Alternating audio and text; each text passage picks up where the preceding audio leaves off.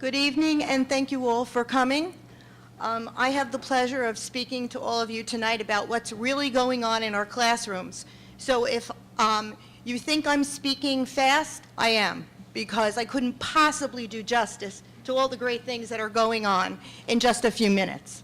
But in today's classroom, students, your children, vary widely in their academic readiness, their interest, and their learning profiles. Teachers must make sure that the instruction is not only relevant and engaging, but tailored to meet the needs of every student. In today's world of content standards and high-stake tests, this is a challenging task.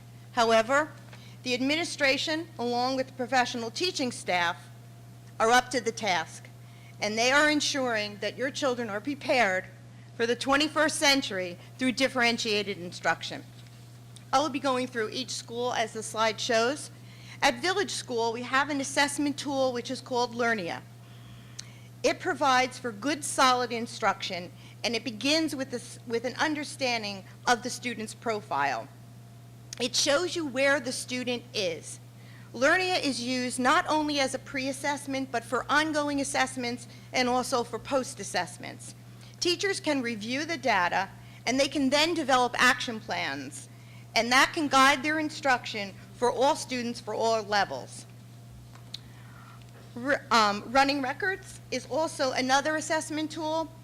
It assesses, well, usually the students are assessed, I would say, minimally 3 times a year, and it assesses the students' reading levels.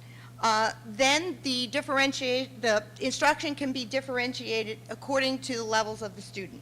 The data is utilized to provide more skill building for those students who need it, but also enrichment activities for the other students who may need some enrichment.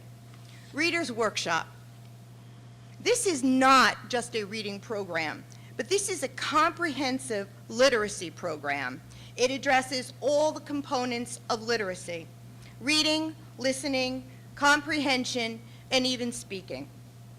It incorporates differentiated instruction on so many levels, I couldn't possibly speak to all of them tonight.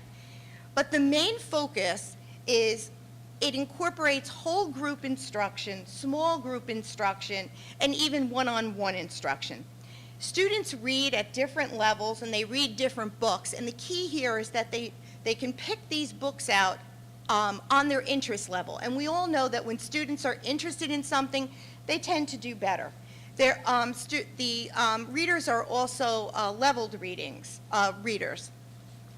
And now one of my favorites, student-centered learning environments. This is a classroom that incorporates learning centers, as many of our classrooms do in Holmdel.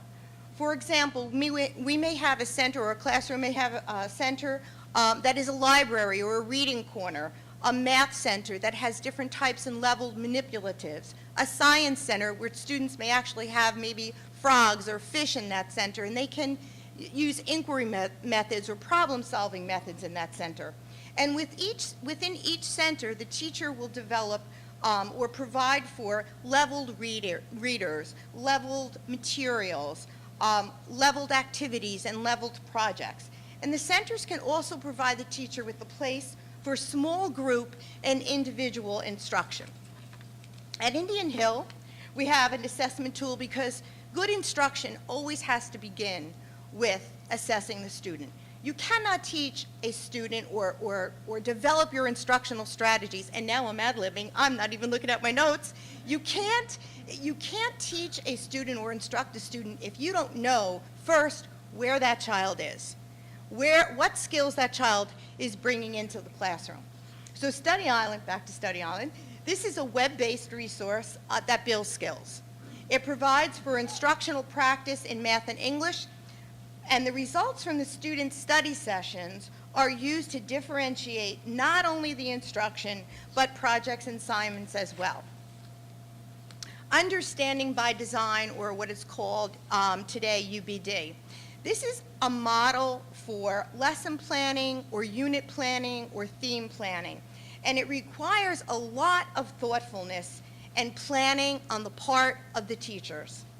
Again, the template that is used for this model allows for assessments again that can guide the instruction, and the teachers then can differentiate, but with this particular model, they can differentiate the content as well as the activities and also the desired performance of the students. At SATS, we have what is called a teaming approach. And this is a group of teachers from different subject areas that will plan and work together, but they share the same students. This allows for both the students and the teachers to really get to know each other very, very well.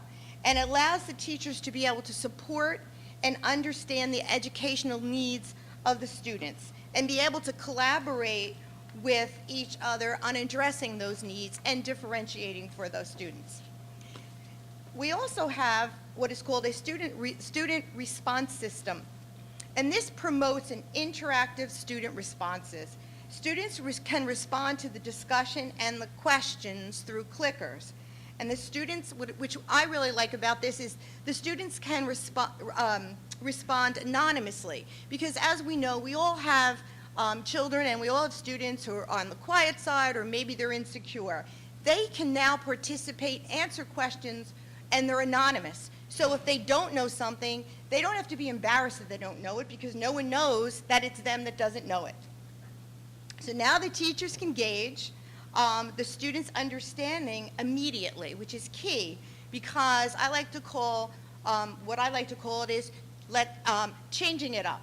So you gauge your students, and then you tailor your instruction to the understanding of the students as they're hitting those clickers. Now, at the high school really should be the culmination of everything we have been doing in the lower schools. But just because these students are older doesn't mean they don't need differentiated instruction also. And we continue to do that in our classrooms. It's also provided, though, through the choice of courses.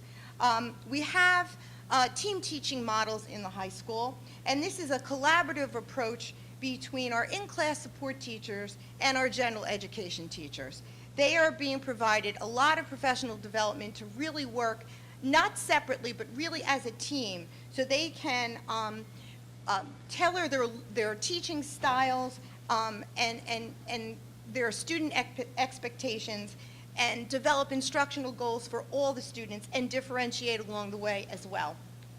And finally, the World Language Lab. This allows teachers to differentiate to the learning needs of the students. But what I like the best about this is that students can self-assess themselves. They can work at their own pace, and as they self-assess, they can then go back, review things that they might need more time with, or if they already have it, then they can move on to an enrichment piece. And finally, we as a district are always committed to getting better at what we do. Every day, every week, every month, every year. And this is provided by our professional development. And our administration and staff work tirelessly with planning and training, and they are an extremely dedicated professional staff, and all this at a zero increase to the budget. Thank you.